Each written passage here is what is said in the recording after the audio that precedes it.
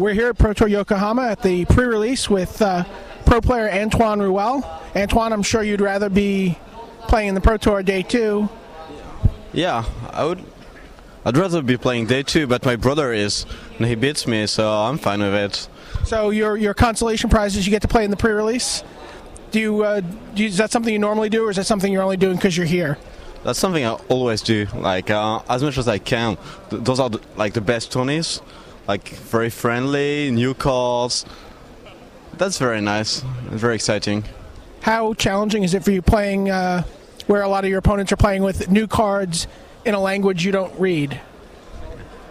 That's funny, I like it. It's very exciting as well to have guys playing cards, you read them, you don't have a clue what they do, so you just trust them, don't call a judge, and hope they speak English good enough for you to understand what they do, and that's good. So how'd your deck turn out? Are you happy with it? I'm quite happy with the deck. There is no bomb, but there is good synergy, lots of evasion cards, and yeah, I'm happy. But I would be happy with a bad deck. I would be happy with a good deck. You're just happy to be playing Magic, having a good time? I'm just happy to play Magic with no pressure, with no... how to say it? I don't need to win. If I lose, that's it. That's life. I just do my best and try to enjoy as much as possible. So tell me about this card here. We've got Infiltrator Ilcor. How does this guy stack up against something like Errant Ephemeron? He seems really exciting. Yeah, I wouldn't compare it to Ephemeron, but to this... What's his name? More like this guy. Oh, Duskrider Peregrine, sure. Yeah, it's evasion for 3, that's pretty good. I didn't play it yet, but it looks very good. Okay, well, good luck. Continued success. Hey, what's the best card you got in your seal deck? Maybe anything you're not playing with? Just before we... This is the best card. What about this card? Where'd he go? This one? No, this one. This one?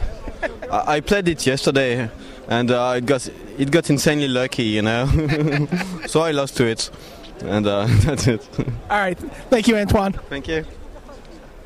I'm here at the Yokohama pre-release, Day 2 of the Pro Tour, with Paulo, Vitor, Damo, Rosa. Paulo, how often do you play in pre-releases? I always play pre-releases. The last one I missed was Apocalypse because I couldn't get a spot, and I've been playing since Exodus. Why do you like pre-releases so much? Why do you make such a point of going to them? Well, I like playing Magic overall, and pre-releases are like... It's Magic. I don't get to play a lot. Besides testing in there, it's a tournament, there's the competition, and I like to play with the new cards. I like to build seal decks. I like limited in general. I just enjoy it a lot. It must seem weird to people at home. They think of, a pro player, you get to play Magic. They're like, wow, you get to go all over the world and play Magic. And it's kind of like poor little rich kid, but you really don't get to play a lot of Magic. You don't get to play a lot of tournaments outside of the Pro Tour or Grand Prix, right? No, and they just put the only tournament I can play on the same day as the Pro Tour. So, but I managed not to Day 2, so I can play it. Oh, excellent. That was really good planning on your part. Yeah. So how's your deck look? What cards seem exciting to you? My deck is insane. I have a lot of bombs from other sets, like Disintegrate and stuff like that. And I have the Maelstrom Djinn, which is pretty good considering I have a lot of burn. So Maelstrom Djinn is 5/6 morph. He morphs and he unmorphs for blue 2. And he's a 5/6 flyer. He looks like a monster. But he has vanishing, right? He gets two Oh, but you can just play him for 8 and he doesn't have vanishing. Yeah, and you can play him morphed and attack and unmorph, so you get another attack and that's 10 damage. So it's pretty good considering my deck is pretty aggressive and have a lot of burn. You just need to do 10 with him and then you can do 10 with Disintegrate, right? Yeah. And how's this card? I like it a lot. It's consistent. I like all the Scry cards because I think they bring a different level to the limited games because you can choose what you draw, and that prevents mana fluid, which is something that ruins many limited games. And I think it's also very skill intensive because you know what's on the top of your deck and you choose if it stays there or not. And this is pretty good. You get to dig for 6 cards if you want. So I have Disintegrate and Fortune Thief. So if I need to dig for them, it's 6 cards deeper. Right, and you have 2 copies of this card for C? Yeah, scry 4 and then draw 2 cards. That seems insane. Yeah, it's pretty good. All right, well, continued luck today in the pre-release. Did you win your first round? Yeah, I did. Okay. So how tough is your pod? Do you have all the other pros in your flight?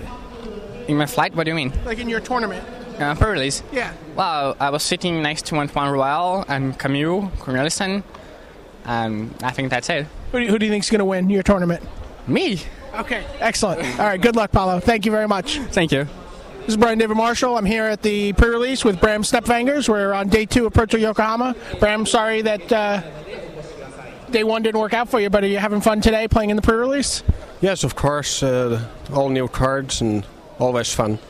What was the first pre-release? You've been playing forever. You go all the way back. We did a story about you in Amsterdam about how involved you are in the Dutch Magic community. What was the first pre-release you remember playing in? The first pre-release I played was Alliances. Which was actually the first pre-release that was available to sort of everywhere, right? I mean, before that there'd been like an Ice Age pre-release, and but Alliances was the first big scale pre-release. Yes, it was the first pre-release in Europe, as far as I know, and it was also the biggest in the Netherlands, since there was only one for several countries, and there were a bit over 400 players. Wow. So all these years later, are pre-releases still exciting to you?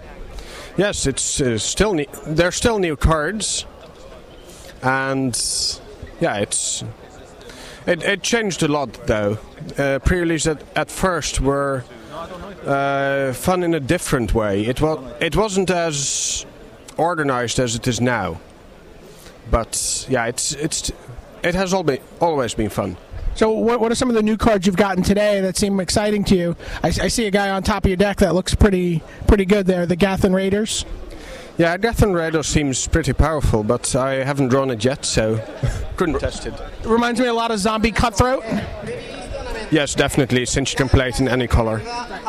So if you get a Gathan Raiders this weekend at your pre-release, don't feel like you can't play it because it has red in the casting cost, right? Right. I'd always play it. You can discard a card to unmorph it.